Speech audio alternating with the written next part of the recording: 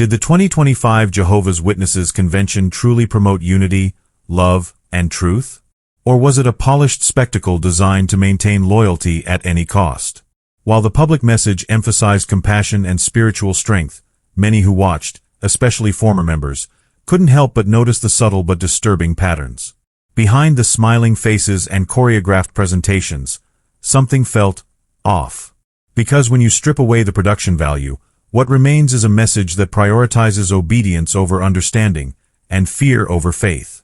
In this video, we're going to expose the emotional manipulation woven into the convention speeches, particularly the talk titled, Defend the Truth. We'll examine how the organization presents itself as loving and open, yet simultaneously encourages silence, isolation, and blind submission.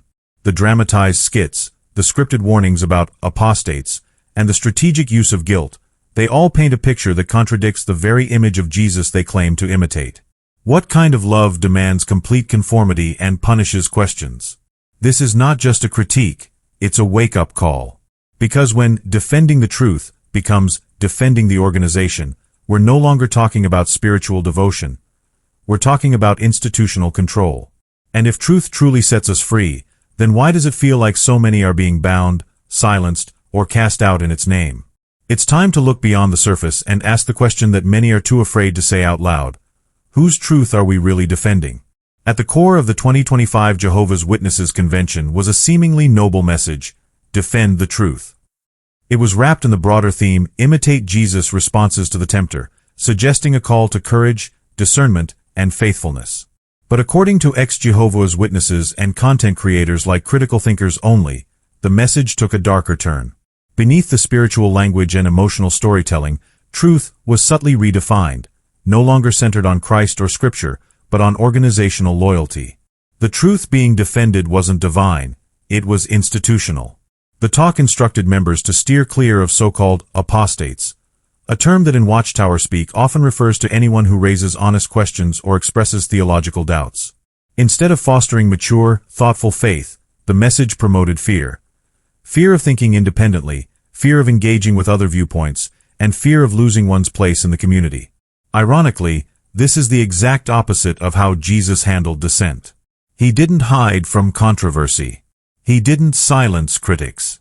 He stood in the open, debated Pharisees, exposed corruption, and welcomed difficult questions, because truth never fears scrutiny. But within this convention framework, to ask questions is to be branded a traitor. There is no room for respectful disagreement, only silent compliance. Those who challenge the narrative are treated not as seekers of truth, but as spiritual threats to be avoided. In doing so, the organization undermines the very Christ they claim to follow, replacing the open arms of Jesus with the closed doors of dogma. It begs the question, if defending the truth now means shielding the organization from criticism, can we really call it truth at all? One of the most striking elements of the 2025 convention was the series of dramatized videos shown between talks. Short scenes meant to reinforce the teachings in a relatable, emotional way. But for many ex-members, especially those watching with a critical eye, these dramatizations felt less like inspiration and more like subtle indoctrination. A recurring pattern emerged. Characters who doubted or questioned were portrayed as spiritually weak, emotionally unstable, or even on the verge of destruction, until they surrendered their doubts and blindly followed the elders' advice. In every case, resolution only came through total obedience. One video depicted a young brother tempted to explore online criticism of the organization, labeled, of course, as apostate lies. He struggles internally, isolated, guilt-ridden, and afraid. Just when he's about to break, an elder visits him, offering firm counsel and reminding him that the only safe path is to trust the organization. The message is clear. Independent thought leads to spiritual ruin. But does it? Or is that fear being manufactured to keep members from thinking critically and seeking truth beyond the organization's framework? These dramatizations are not harmless storytelling. They're emotionally charged tools designed to elicit guilt and fear. By reducing complex spiritual struggles to black and white loyalty tests, the Watchtower reinforces a dangerous belief: doubt equals disloyalty.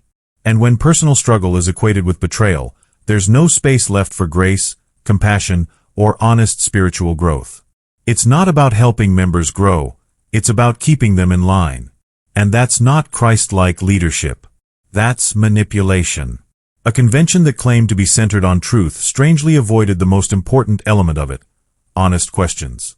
Instead of addressing the real concerns that thousands of current and former Jehovah's Witnesses have raised over the years about failed prophecies, doctrinal shifts, or the organization's treatment of ex-members, the 2025 convention doubled down on a familiar strategy: silence the critic, not the criticism. For an event so focused on defending the truth, there was a noticeable absence of transparency or accountability. Reddit communities like r/ex-Jew lit up during and after the convention. One comment captured the sentiment perfectly. They didn't answer their own question. No mention of those who left quietly or dared to question doctrine. All done in love and respect. Sure, mom won't even answer her daughter's call.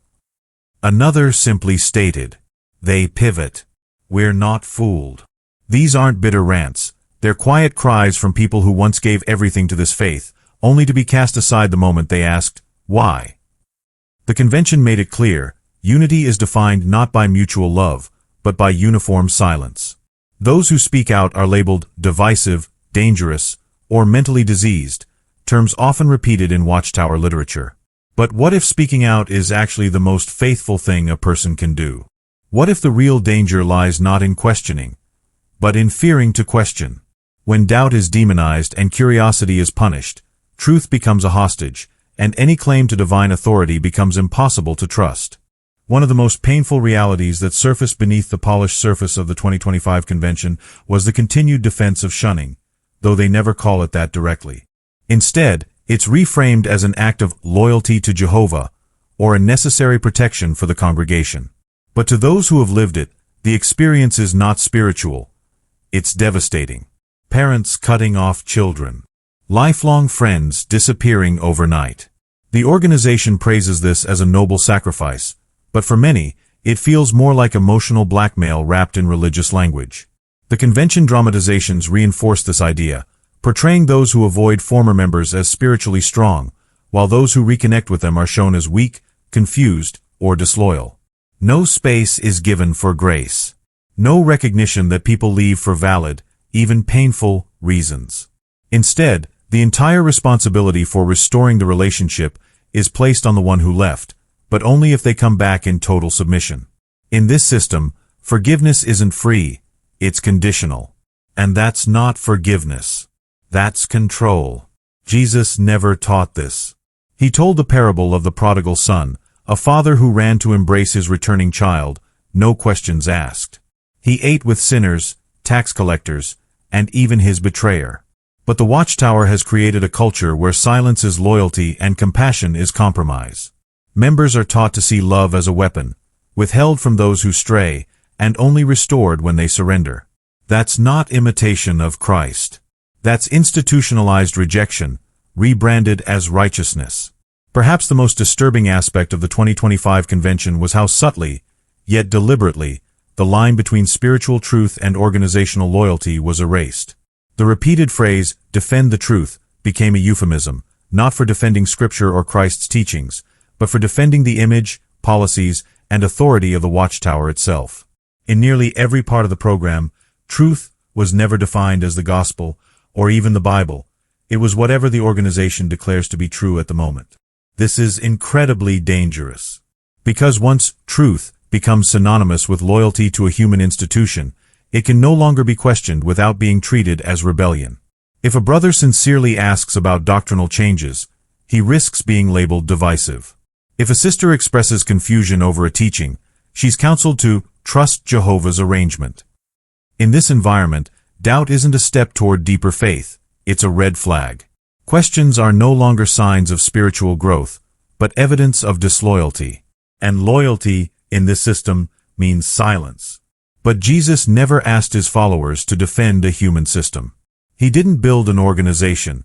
He built a kingdom. A kingdom where truth was living, breathing, and strong enough to face questions. When religious leaders of his day twisted doctrine to preserve their power, Jesus confronted them, not to protect an institution, but to free the people. The Watchtower says it's following Christ. But if defending truth now means suppressing questions, silencing critics, and exalting human leadership, then we're no longer defending Jesus at all. We're just defending men in suits with titles. After watching the 2025 convention and analyzing its key messages, one question remains. Are Jehovah's Witnesses being encouraged to seek truth, or simply to defend the organization at all costs? Over and over, we heard phrases like, defend the truth, and imitate Jesus. Yet the practical application seems to discourage open inquiry, silence dissent, and reward blind loyalty. So what happens when a religion discourages questions, labels all critics as enemies, and equates loyalty with silence? Is that spiritual maturity, or is it institutional preservation? And more importantly, if the truth is truly from God, why is it so fragile that it can't withstand honest examination? What do you think? Have you noticed similar contradictions in the 2025 convention talks? Did any part of the message raise red flags for you? Let's talk in the comments. Your voice matters, especially in a space where too many are told to stay quiet.